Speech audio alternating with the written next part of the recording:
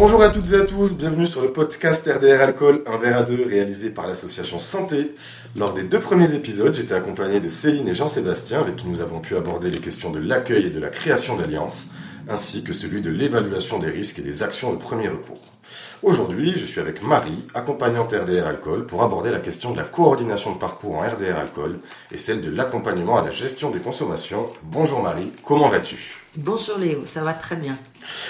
Merci d'être avec moi aujourd'hui. Je suis ravi de faire ce podcast avec toi. Du coup, j'aurai quelques questions à te poser. Et la première, c'est de te demander, d'une manière assez large, que dirais-tu de la fonction de coordination que tu as dans ton métier ? De quoi s'agit-il et comment est-ce qu'elle se matérialise au quotidien ?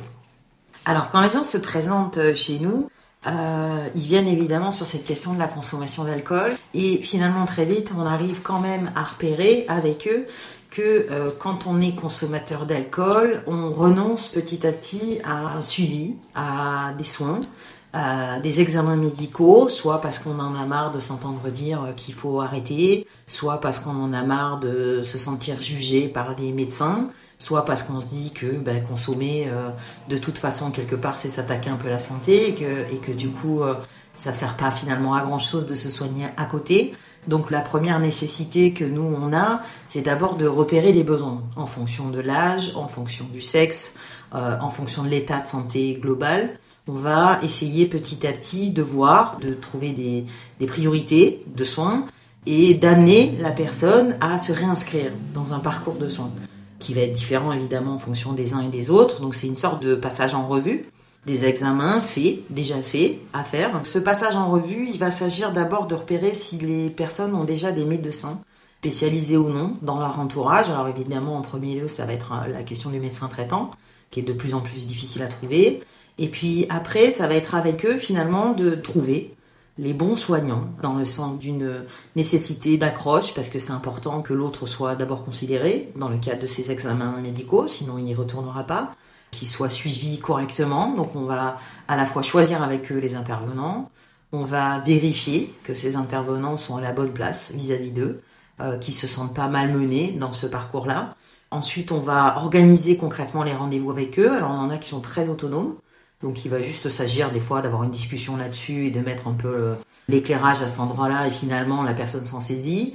Et pour d'autres, ça va être très très concrètement trouver les médecins, prendre les rendez-vous, accompagner physiquement lors des rendez-vous médicaux, faire des rappels la veille pour ceux qu'on n'accompagne pas. Donc c'est un petit SMS pour dire n'oubliez pas, vous avez votre rendez-vous le lendemain.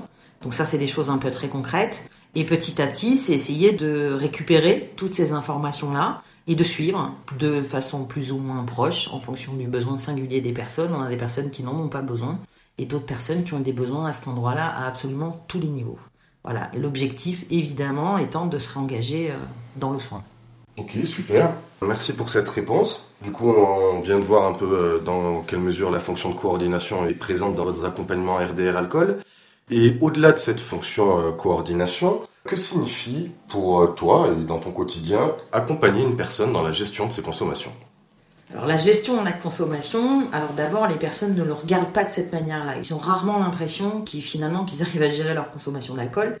Donc l'objectif premier, là encore, ça va être d'essayer d'avoir une lecture claire et commune des consommations des personnes en posant les bonnes questions. Dès lors que la personne se sent jugée, dès lors qu'on part des fois sur des questions de quantité, d'heures, la personne va ne pas se sentir en capacité de pouvoir répondre. Donc il va s'agir petit à petit de l'amener à regarder de façon précise comment elle va consommer, comment elle organise de façon très concrète ses consommations tout au long de la journée, de repérer ce qui est important pour elle dans ses consommations, c'est-à-dire ce à quoi elle tient, les moments de consommation qui sont les plus importants, et puis petit à petit d'arriver à repérer finalement dans ces consommations-là quotidiennes les risques qui sont pris.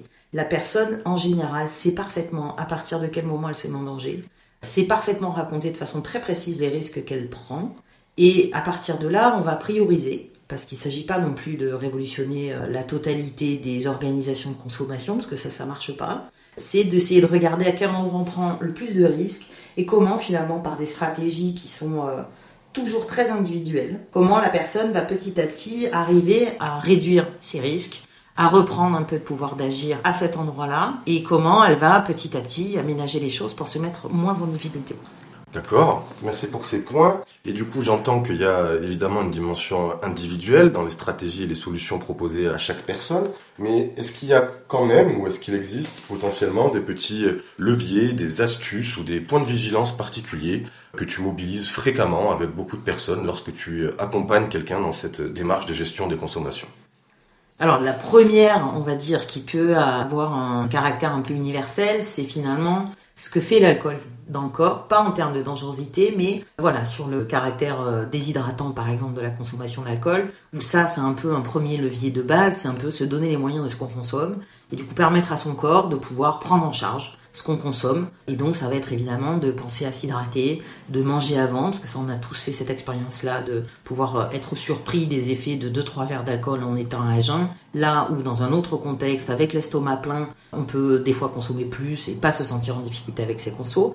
Donc ça c'est quelque chose qui est un peu global et qui concerne un peu tout le monde. Et après, il y a des choses qui sont vraiment très très singulières et qui sont en fonction de chacun. C'est-à-dire, les gens savent finalement raconter à quel endroit ils ont su gérer, qu'est-ce qui a pu marcher, qu'est-ce qui ne fonctionne pas du tout, parce qu'en général, les gens se sont essayés déjà à beaucoup de choses avant de venir nous voir. Donc l'idée, c'est d'essayer de permettre finalement l'émergence de ces solutions et d'essayer de réactiver tout ça dans un processus d'amélioration continue. Donc, pour quelqu'un, ça va être de peut-être des fois consommer un peu avant. Pour d'autres, ça va être de manger avant d'y aller, parce que effectivement, s'il commence à consommer d'emblée l'estomac vide, ça va accélérer les consommations. Pour d'autres, ça va être d'essayer de repérer, en termes de quantité, finalement, à quel endroit et jusqu'où il garde la main, pour éviter l'effet bascule. Pour d'autres, ça va être de ne pas changer d'alcool, parce que consommer de l'alcool fort, si on a des habitudes de bière, ben finalement, ça vient perturber les habitudes de consommation et ça participe à perdre un peu la main. C'est toutes ces petites choses-là qui, petit à petit, peuvent se réorganiser ou ritualiser de la même manière sur les moments de consommation qui sont importants.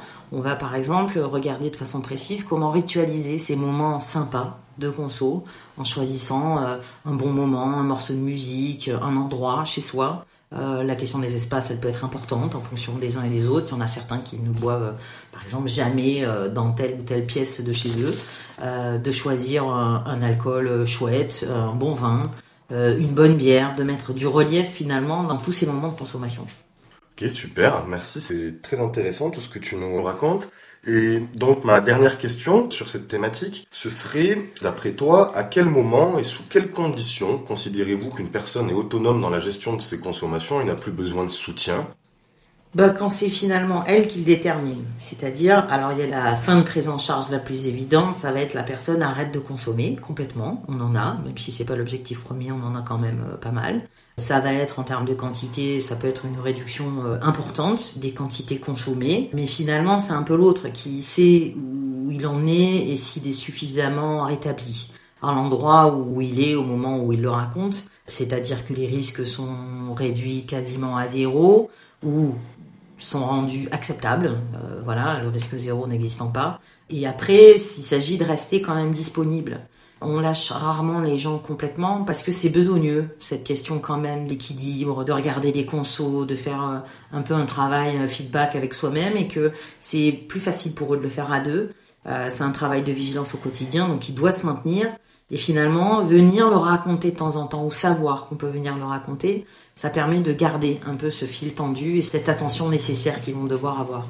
Ok, merci Marie pour toutes ces réponses, merci pour avoir participé à cet exercice dans lequel je sais que tu n'étais pas la plus à l'aise avant de commencer, mais je suis certain que nos auditrices et nos auditeurs te remercieront pour tous les éléments que tu as pu nous apporter.